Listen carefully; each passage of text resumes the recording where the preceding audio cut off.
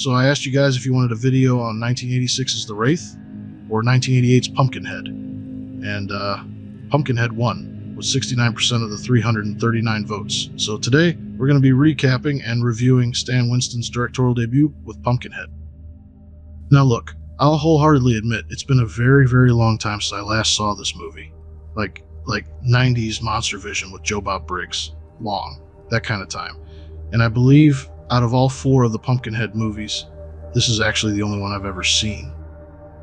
And honestly, from what I've read, that might be for the best, but that doesn't mean I ain't willing to give the rest a shot sooner or later.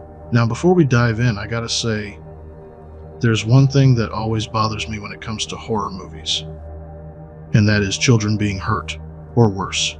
Some people can't handle snakes, some can't do spiders, others freak out at rats. Me, it's kids getting hurt. It just makes my skin crawl. Yeah, I know it's fake, I know it's a movie, but I still hate it. That's actually the only thing I didn't really like about this movie. Now, structure-wise, the movie is pretty much split right down the middle, with the first half being the build-up and the back half being all-out Pumpkinhead. And let me tell you, it's awesome. I really enjoyed it. That said, I'll be pausing throughout to drop in little bits of trivia and some behind-the-scenes facts. But with all that out of the way, let's talk about Pumpkinhead. Our story starts in 1957. The night is calm, distant rumbles of thunder echo through the valley in a secluded rural area. Inside a modest farmhouse, Tom Harley, his wife, and their young son Ed are preparing for an unsettling event. Tom locks the doors, secures the windows, and goes outside to quickly complete a few tasks in haste. There is a thick tension in the air.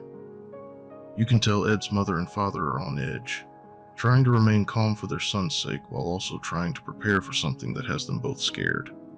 After completing the outside tasks, Tom returns and barricades the door from the inside.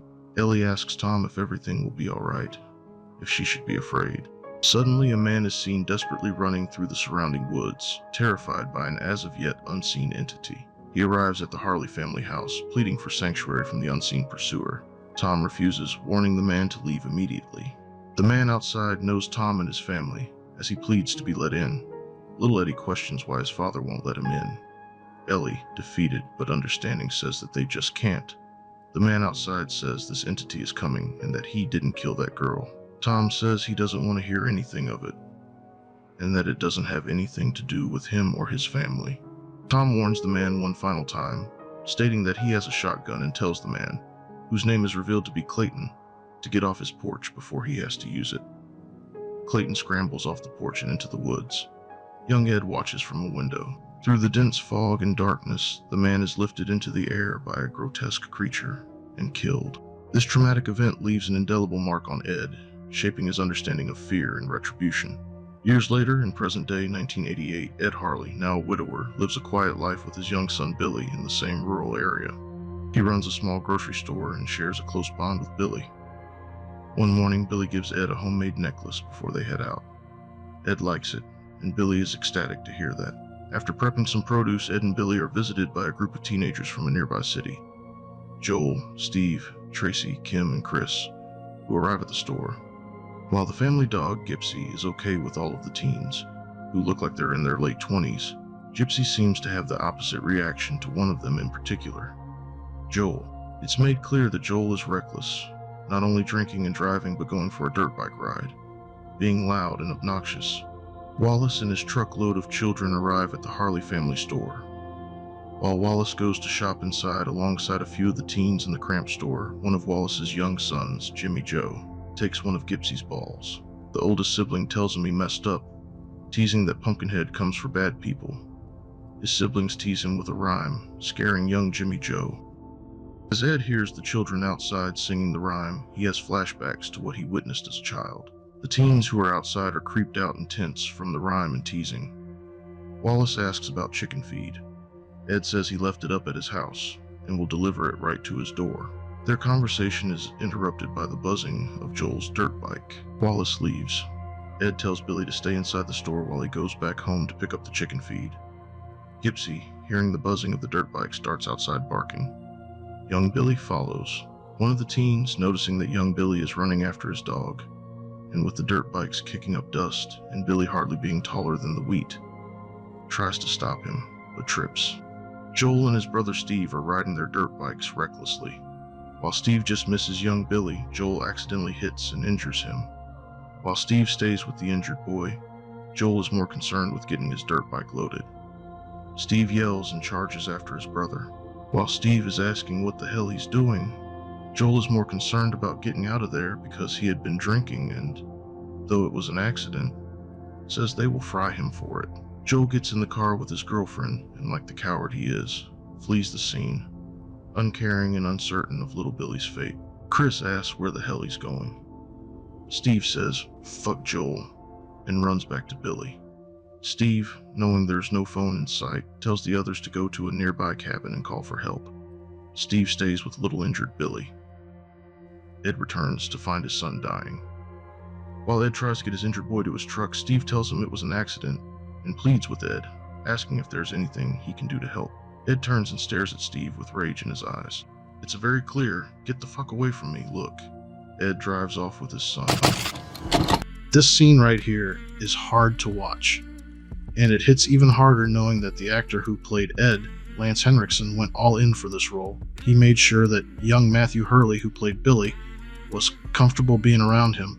They'd play games, read stories, and that necklace Billy gives Ed, Henriksen and Hurley actually made that together. He did this not just to build trust with the child playing his son, but to make sure their bond looked and felt real on camera. And it's stories like that that make Henriksen one of my favorite actors.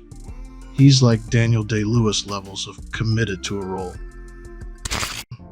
Chris, Tracy, and Maggie catch up with Joel. Tracy rushes to the cabin to use the phone.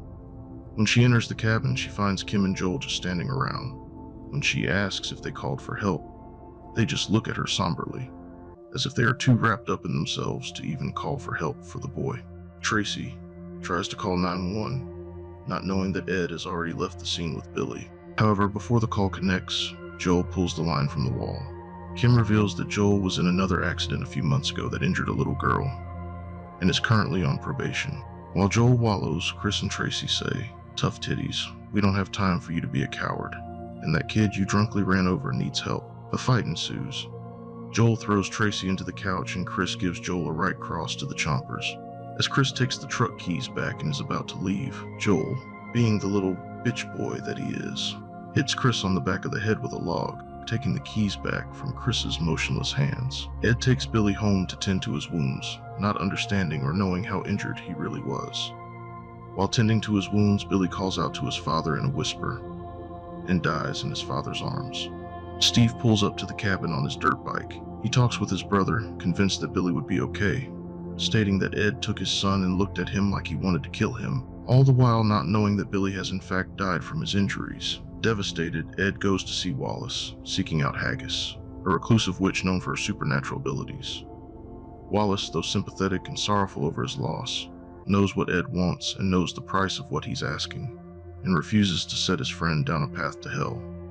Wallace's oldest son, feeling Ed's desperation and seeing the pain in his eyes, offers him the location of where to find the witch in exchange for some money. Ed pays him, but tells him to get in the back of his truck to show him the way. Wallace's son is frightened by the idea of the witch in the woods, but reluctantly agrees to show him the way. After a short drive, the older boy jumps out, saying if Ed keeps driving straight, he'll find her cabin. After seeing Ed drive away, the older boy flees, scared. Ed drives to the creepy cabin, carrying his dead son in his arms, for a moment even hesitating himself before entering. Once inside, he initially asks the witch to resurrect Billy, but she explains that such a feat is beyond her powers. Instead, Ed is struggling to ask for revenge. Frustrated and conflicted, he punches the wall in anger. He then admits to the witch that he's aware of its existence, as he had once witnessed it as a young boy. Haggis explains the steep cost of this revenge. Determined, Ed asks for the summoning of Pumpkinhead. Haggis requires Ed to retrieve a corpse from a graveyard in the mountains, warning him that the grave will be distant and distinguishable by the overgrown pumpkins. Once the grave is found and the corpse excavated, Ed brings it to the witch in the woods. Using blood from Ed and Billy, Haggis performs a dark ritual, summoning the demon of vengeance. Overwhelmed, Ed passes out and falls to the floor. The corpse twitches and expands, the muscles and bones creaking and cracking as the monstrous Pumpkinhead comes to life. Okay, real quick, let's talk about the monster. The Pumpkinhead creature was brought to life by none other than the legendary Stan Winston, the guy who did the effects for Aliens, the Terminator, Predator. What's wild is, this was also his directorial debut, so not only was he behind the creature, he also directed the entire movie. That's like if Gordon Ramsay invited you to his restaurant and then cooked the meal himself. Pure dedication. You might notice that Pumpkinhead kinda gives off xenomorph vibes. That's no accident. Stan said he wanted something like the xenomorph, but taller, more folklore-ish, like something out of an old ghost story. Just note, the man inside that suit, that was Tom Woodruff Jr. And he said it smelled like death and latex in there. Just remember, he suffered so we could be entertained. Ed awakens and Haggis tells him he can return home for the summoning has begun. On his way back, Ed is consumed by grief and momentarily pictures his son sitting upright in the passenger seat, asking him what he has done. Meanwhile, Steve is in the woods talking with Maggie, oblivious to the fact that the monstrous Pumpkinhead is stalking them in the shadows. While burying his son next to his wife, Ed suddenly experiences a psychic connection with Pumpkinhead, witnessing Steve's brutal murder through its eyes. The connection is excruciatingly painful and overwhelmingly disorienting, as Steve is lifted into the air and tossed around mercilessly, like a rag doll. Maggie arrives at the cabin in a panic, hollering that Steve has been attacked. Chris and Joel go to investigate, and Ed reluctantly returns home, sitting with Gypsy and nursing a drink, both appearing despondent. Meanwhile, Pumpkinhead is seen silently stalking the grounds outside the cabin. After finding Steve's blood-stained handkerchief hanging from a tree, Chris and Joel hurry back to the cabin, bursting through the door. Once inside, they narrowly avoid being attacked by a knife-wielding Tracy, who is understandably on edge. The reunited group decides to venture back into the woods in search of Steve. However, their venture does not last long. They find Steve just hanging out by the porch. With a powerful grip, Pumpkinhead hoists Maggie skyward, pulling her onto the roof and out of sight. Chris and Tracy begin to frantically chase after her anguished cries. Even as far away as he is, Ed can feel the pervading sense of dread and hears the faint echoes of her terrified screams. With a growing sense of panic, Ed suddenly experiences a vivid vision of Pumpkinhead holding Maggie tightly in its menacing claws. Back at the cabin, Joel, the cowardly and dim-witted jerk he is, finally seems to grasp the seriousness of the situation. As reality sinks in, it takes the tragic death of his brother to bring about a glimmer of self-awareness for this dimwit, who has finally come to realize how utterly worthless and despicable he truly is. Tormented by the relentless killings, Ed visits Haggis, holding a shotgun in his trembling hands, fervently asking for a way to put an end to Pumpkinhead. Haggis coldly reveals to him that the demon cannot be halted, and that Ed himself is now irreversibly tied to it. In a chilling response, Haggis asserts that the situation is not meant to be easy, and that Ed must see it through to the end. God damn you, God damn you! He already has, son. Pumpkinhead kills Maggie, pushing her head first through the kitchen window of the cabin. Kim passes out while Joel appears to shit himself. Joel grabs the machete and comes face to face with Pumpkinhead as it goes to grab Kim. Joel, being the coward that he is, runs away while Kim is dragged off. The three teens look up to see Pumpkinhead setting up Kim on a bad date with Gravity. It's bad because Gravity always lets you down. Kim is killed, appearing to die mid-yoga pose on a rock, looking stiffer than P. Diddy 5 minutes into a baby oil freak-off. Yep, I'm probably going to hell for that one. Determined to end the cycle of vengeance, Ed confronts Pumpkinhead as it attacks the remaining teenagers. He shoots it down. Joel, being the big man in big britches that he suddenly is when the threat has been seemingly handled, goes up and shoots Pumpkinhead in the dome, acting smug, saying now it's dead. But unfortunately for Joel, the demon is not dead by being shot in the Pumpkinhead. Joel is run through with the barrel of his gun and hoisted up like a shish kebab at the family cookout. A dog bites Ed while he's on all fours, experiencing the pain of his connection with Pumpkinhead. The dog's bite appears to hurt the demon as well. Stan Winston once said he wanted to make a monster movie with a soul, and that soul is Ed Harley. He's not your typical horror protagonist. He's not the final survivor. He's not even the villain. He's just a grieving father. A man who makes a deal he doesn't understand and pays the price. And that's what makes Pumpkinhead feel different. It's not just about gore or jump scares. It's about consequences. Ed doesn't think, he just sees red. Not everyone in that group is bad. Joel is a total douchebag, yeah, but it was still an accident. And fun fact about our skewered friend here, the guy who played Joel, that's John D'Aquino. He played the role so convincingly that the crew started jokingly calling him Pumpkinhead Bait between takes. John is actually a well-liked and very professional actor. I love when actors can really make you hate a character. Just as Pumpkinhead catches Chris, Tracy meets up with Ed and Wallace's son.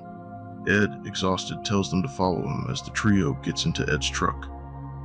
Pumpkinhead begins dragging Chris through the woods. Tracy tells Ed that what happened to his son was an accident. She begs him to call it off. Ed scowls and says nothing can call it off. Pumpkinhead drags Chris to Ed's house, captures Wallace's son, and Ed begins to be consumed by his connection with the demon. While the demon seems to be becoming more human, Ed seems to be becoming more monstrous. Tracy blasts the demon with Ed's weed burner, but it's useless. The effect is like using a fly swatter to stop a speeding freight train. Ed shoots himself, causing the demon to collapse. However, when the creature revives, one of the survivors, Tracy, is forced to finish Ed off.